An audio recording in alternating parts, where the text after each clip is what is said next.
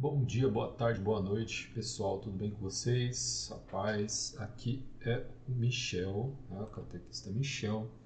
Aqui, tô vindo aqui só para mostrar para vocês mais uma vez, aqui utilizando aqui o compêndio, do Catecismo da Igreja Católica, o resumo do Catecismo aqui no próprio site do Vaticano gratuitamente, A gente tem aqui, tá bom? Que eu já mandei o link para vocês que estão no grupo da catequese da paróquia São Luís Gonzaga, aqui da cidade de Mauá, São Paulo. Estou fazendo esse vídeo aqui para nós, para o nosso grupo aqui de catequese, e vou também estar disponibilizando depois na internet para quem agregar possa aí, tá bom? Aqui a gente está começando a caminhada agora do Crisma, na catequese de adultos, e a gente pode vir direto aqui no site aqui, vocês vão abrir no celular ou no computador, podem vir, a gente vai aqui, ó, Crisma é sacramento da confirmação. A gente pode vir aqui nos sacramentos, clicar no link, que aí ele vai jogar a gente já mais próximo, A gente tem o sacramento do batismo, sacramento da confirmação. Aí aqui a gente, no compêndio, a gente vai conseguir achar aqui o resumo do resumo pra gente aí na iniciação cristã, tá bom? Vamos ver aqui. Qual é o lugar da confirmação, ou seja, do crisma, no desígnio divino da salvação? Na antiga aliança, os profetas anunciaram a comunicação do Espírito do Senhor ao Messias esperado e a todo o povo messiânico. Toda a vida e missão de Jesus se desenvolvem numa total comunhão com o Espírito Santo. Os apóstolos recebem o Espírito Santo no Pentecostes e anunciam as grandes obras de Deus.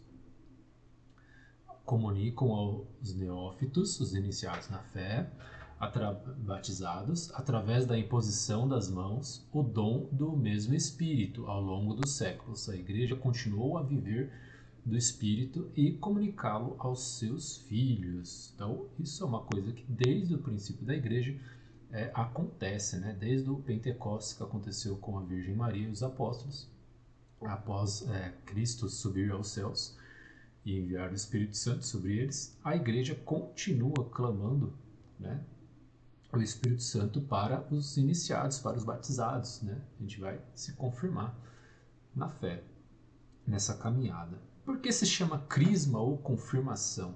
Chama-se crisma nas igrejas orientais, crismação com o Santo Miron, por causa do rito essencial que é a unção. Chama-se confirmação porque confirma e reforça a graça batismal. Então, na igreja já diz-nos a Igreja nos ensina que não existe rebatismo, o batismo é um só. Mas na nossa caminhada de fé, a gente tem essa confirmação, e essa confirmação a Igreja entende que ocorre no Pentecostes de cada um. Esse Pentecostes que a Igreja vai transfigurar, que ocorreu com a Virgem Maria e os apóstolos, no sacramento da confirmação ou do crisma. Ela vai confirmar esse mesmo Pentecostes para todos nós, para todos os já batizados, através do sacramento do crisma. Os benefícios que vão decorrer dele. Qual o rito essencial da confirmação? O rito essencial da confirmação é a unção com o santo crisma, óleo misturado com bálsamo consagrado pelo bispo, feito com a imposição da mão por parte do ministro que pronuncia as palavras sacramentais, próprias do rito. No Ocidente, tal unção é feita sobre a fronte do batizado, na testa, com as palavras: recebe por este sinal o Espírito Santo, o dom de Deus. Nas igrejas orientais de rito bizantino, a unção faz-se também em outras partes do corpo, com a fórmula selo do dom do Espírito Santo. Então aqui, independente do rito, o importante é a pessoa saber que ela está sendo, naquele momento, ungida pelo poder que Cristo dá aos seus sacerdotes, à igreja, com o poder do Espírito Santo. Está recebendo plenamente, através da sua confirmação, na caminhada junto a Cristo, essa graça no sacramento do crisma, esse novo Pentecostes que acontece na vida de cada um. Novo porque o primeiro ocorreu lá com os apóstolos e com a Virgem Maria, e ele vai decorrendo ao longo dos séculos com cada um dos neófitos, né, os iniciados na fé, os batizados, conforme progridem junto à igreja e participam desse sacramento. Qual é o efeito da confirmação? O efeito da confirmação é a efusão especial do Espírito Santo, como no Pentecostes. Tal efusão imprime na alma um caráter indelével e traz consigo um crescimento da graça batismal. Enraiza mais profundamente na filiação divina, une mais firmemente a Cristo e a sua Igreja, revigora na alma os dons do Espírito Santo, dá uma força especial para testemunhar a fé cristã. Então, a confirmação, né, a crisma, ela vai fazer dar esta força. O Espírito Santo é uma força em nós, né? O homem, imagem e semelhança de Deus, ele vai ser mais imagem e semelhança de Deus ao ponto que nós deixamos a graça, deixamos o próprio Deus nos penetrar. E ele faz isso através da pessoa do Espírito Santo. Através do Espírito Santo nos ungindo, nós permitindo que ele nos penetre, né, que ele nos enraize em nós e nas nossas ações, no nosso dia a dia, é que nós vamos ser mais semelhantes a Deus. Assim como ele diz que no Gênesis, que faz o homem a sua imagem e semelhança. Então, lá no princípio, o ser humano estava muito mais em imagem e semelhança de Deus, e que nós podemos ver que com a entrada do pecado no mundo, na vida do ser humano, a gente vai perdendo muito dessa imagem e semelhança com Deus, né? E através de Cristo, através da sua igreja, através dos seus sacramentos, ele vai nos dar essa reabertura, né? Sua morte e ressurreição e os sacramentos que ele deixou à igreja, ele vai nos dar essa abertura, essa possibilidade de nós voltarmos à amizade com Deus, a voltarmos por esse caminho de amizade com Deus e assim voltarmos a ter verdadeiramente semelhança e ter verdadeiramente uma semelhança em sua imagem também, né? Quem pode receber este sacramento? Vamos rolar aqui um pouquinho a página. Pode e deve recebê-lo uma só vez quem já foi batizado, o qual, para o receber eficazmente, deve estar em estado de graça. Então, nós para a primeira comunhão aí, o pessoal nós nos preparamos, né, e também participamos do sacramento da confissão, da penitência. Nós ficamos ali limpinhos, nos desnudamos de um monte de coisa perante Deus, através do sacerdote que está ali na pessoa de Cristo. Não é ele que está ali realizando o sacramento, mas é ele permitindo que Cristo o use para que a gente confesse os nossos pecados, que nós nos acusemos. É o único tribunal que existe no mundo, né? O tribunal ali onde que a gente está diante do sacerdote, na pessoa de Cristo, acusando nossos pecados, onde que a gente se acusa e a gente sai liberto. É o único tribunal do mundo onde que a gente se acusa, né, verdadeiramente se acusando, arrependido dos pecados, e a gente sai liberto, sai curado, né? E também na caminhada toda do cristão, mas aqui especialmente falando da crisma, nós vamos também ir se preparando, e caso necessário a gente também vai participar antes de receber a crisma novamente do sacramento da penitência, do perdão dos pecados, da confissão. Tá bom? Quem é o ministro da confirmação? O ministro originário é o bispo. Assim se manifesta o laço do crismado com a igreja na sua dimensão apostólica.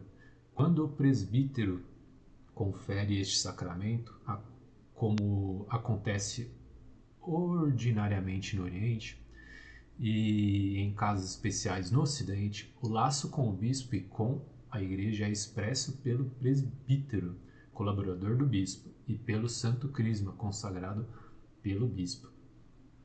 O óleo do crisma, ele é feito toda quinta-feira santa, né? Antes da sexta-feira santa. Quinta-feira santa, ali a igreja vai lembrar quando Cristo vai na Santa Ceia consagrar os apóstolos, né? Então a igreja celebra ali o sacerdócio e também o óleo do crisma é o dia da Quinta-feira Santa, onde que tem uma missa onde que todos os padres junto ao bispo da sua diocese se juntam para fazer as orações e fazer a consagração do óleo do crisma para todo aquele ano litúrgico. Tá ok? Então, ali, aqui entre o ministro, vai reconhecer esse laço, né? O sacramento da ordem que o bispo tem na hierarquia da igreja, a responsabilidade que ele tem, que Deus deixou ali para ele, né? E ele será chamado por essa responsabilidade, conforme ele executa ela. Ele une ali a nós, né? os outros fiéis, né? A igreja, de uma forma maior. Todos os sacramentos vão nos trazendo cada vez mais para dentro da igreja. Tanto quanto que nós podemos bem reparar que quanto mais as pessoas se afastam dos sacramentos, especialmente quando a gente se afasta do sacramento da confissão dos pecados, a gente para de nos acusar, a gente para de reconhecer as nossas falhas perante Deus através do sacerdote, né, que ele deixou para ministrar esses sacramentos, a gente começa a degringolar na caminhada de fé. Então, a gente deve ter muita devoção pelos sacramentos que Cristo deixou à igreja, porque são eles que vão nos selando, vão nos ligando cada vez mais à comunidade de fé. E ao contrário, as pessoas que vão desvalorizando a importância dos sacramentos, é bem observado que a pessoa vai tendo esse afastamento da fé. Isso nós podemos reparar nas nossas vidas, cada um reparando isso nas suas vidas. Às vezes, alguns momentos de tentação que a gente passa e a gente acaba se afastando da comunidade. Como que decorreu isso? Isso também pode fazer parte, deve fazer parte do nosso exame de consciência quando a gente está se preparando para a confissão, ou melhor ainda, aquele exame de confiança que a gente, diário, né? Antes de dormir, que muito bom a gente fazer, a gente pensar a respeito da nossa vida, não só nas questões religiosas, mas aqui a gente está falando da questão religiosa, mas de forma geral, né? É bom a gente pensar a nossa vida, saber para que rumo a nossa vida está tomando. Né? A gente tomar posse da nossa vida. Isso não é coisa de intelectual, isso é coisa de gente. É uma coisa que eu tento sempre reforçar na nossa catequese, né? Nas nossas conversas, essa importância, né?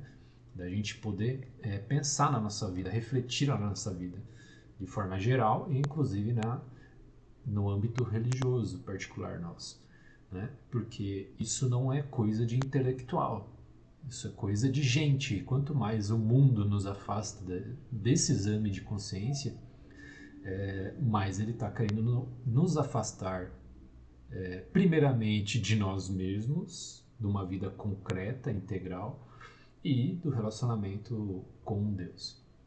Tá bom, pessoal? Aqui a gente vê todas essas outras numerações aqui antes de cada texto, né? A gente pode observar essas numerações aqui.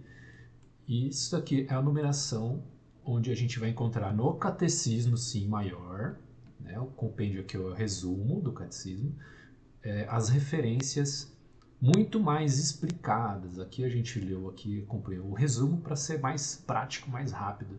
E no catecismo a gente encontra muito mais bem explicado, muito mais palavras, inclusive com referências na Bíblia sobre os sacramentos, tá bom? Tá ok? Por hoje eu vou finalizando por aqui, para a gente não se alongar demais. Fiquem com Deus, um abração a todos, a paz esteja convosco. Tchau, tchau.